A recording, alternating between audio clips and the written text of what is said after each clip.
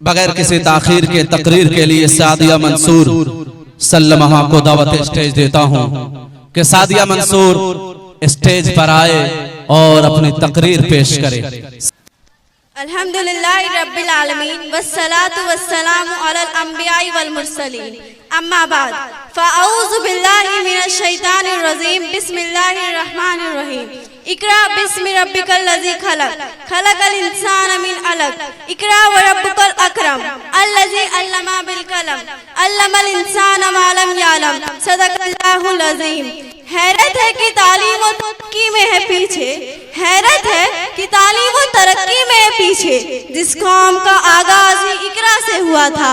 काबिले कदर असातिज़ाए कराम और मुअज़्ज़ज़ हाज़िरीन कराम, अस्सलामु अलैकुम व रहमतुल्लाहि व बरकातुहू। आज मेरे लिए निहायत ही शहादत की बात है कि मुझे आप हजरात के सामने इल्म की अहमियत जैसे अहम उन्वान पे तकरीर करने का मौका मिला। अल्लाह ताला मुझे मौजू के मुताबिक बोलने की तौफीक अता फरमाए, आमीन। बिरादरान मिल्लत, इल्म बहुत बड़ी दौलत है। इल्म हमेशा इंसान को इज्जत और फजीलत अता करता है। मैं पूछना चाहती हूँ, वो कौन सी चीज थी जिसने हज़रत आदम अलैहिस्सलाम को फरिश्तों से अफजल बना दिया? वो कौन सी चीज थी जिसने इंसानों को अशरफुल मखलूकात बना दिया? वो कौन सी चीज थी जिसकी बरकत से अल्लाह ताला ने इंसानों को अपना खलीफा बना दिया? यकीनन वो इल्म की दौलत थी। जब अल्लाह ताला ने कुरान नाजिल फरमाया तो सबसे पहले वो आयत नाजिल फरमाई जिसका ताल्लुक इल्म से है। पहली वही में पढ़ने लिखने और कलम और किताब का जिक्र फरमाकर उसकी अहमियत को वाज़िह कर दिया गया। अल्लाह ताला का फरमान है, पढ़ो अपने परवरदिगार का नाम लेकर जिसने सब कुछ पैदा किया, जिसने इंसान को जमे हुए खून से पैदा किया। पढ़ो और तुम्हारा परवरदिगार सबसे ज्यादा करम करने वाला है, जिसने कलम से तालीम दी, इंसान को उस बात की तालीम दी जो वो नहीं जानता था। इल्म की अहमियत का अंदाजा इस आयत से बखूबी लाया जा सकता है जिसमें खुद अल्लाह तबारक व तआला आप सल्लल्लाहु अलैहि वसल्लम के वास्ते से पूरी इंसानियत को इल्म में इजाफे के लिए दुआ सिखा रहे हैं। फरमान खुदाबंदी है, वकुल रब्बि ज़िदनी इल्मा, और अपने रब से इल्म में इजाफे के लिए दुआ क्या करो।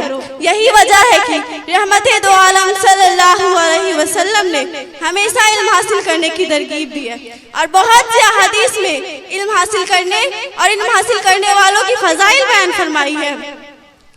नबी करीम सल्लल्लाहु अलैहि वसल्लम ने इरशाद फरमाया, इल्म का सीखना इबादत है, इल्म की तलाश में लगे रहना जिहाद है, इल्म का मुज़ाकरा करना तस्बीह है, बेइल्म को इल्म सिखाना सदका है, मुस्तहिक लोगों को इल्म सिखाना अल्लाह ताला से कुर्ब का जरिया है। इल्म हलाल और हराम में फर्क करना सिखाता है। इल्म जन्नत के रास्तों पे रोशनी का मीनार है। इल्म सफर का साथी है। इल्म दुश्मनों के मुकाबले में हथियार है। इल्म दोस्तों में जीनत है। इन जहालत के मुकाबले में दिलों के लिए जिंदगी है। इन तारीकी के मुकाबले में आंखों के लिए रोशनी है। हजरात सामीन कराम, जब नबी करीम सल्लल्लाहु अलैहि वसल्लम को नबूवत के मनसब से नवाजा गया, उस वक्त अरब में कत्ल और गारतगिरी का बाजार गर्म था। जो सफर पे जाता उसका घर आना एक इत्तफाक ही था। जिना, चोरी और डकैती को लोगों ने अपना पेशा बना लिया था। बुत परस्ती लोगों की आदत बन चुकी थी। औलाद को कत्ल करने का रिवाज आम था। शराब पीना लोगों का मामूल बन चुका था।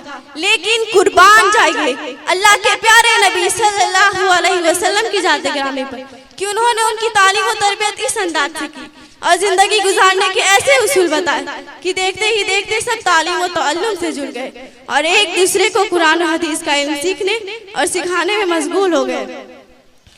हजरात सामीन कराम, इल्म की दौलत खुशनसीब ही को मिलती है, बदबख्त उससे महरूम रह जाता है।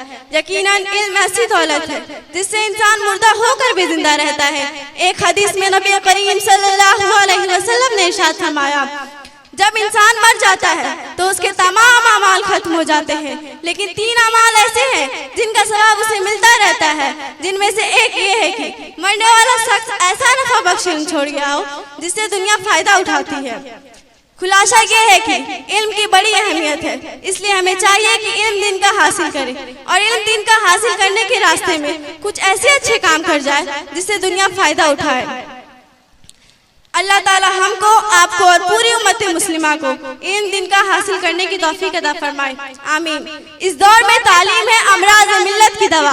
इस दौर में तालीम है अमराज मिल्लत जन्नत की दवा है खून फासिद के लिए मिस्ले नेश्तर। व आखिर दावाना अल्हम्दुलिल्लाहि रब्बिल आलमीन।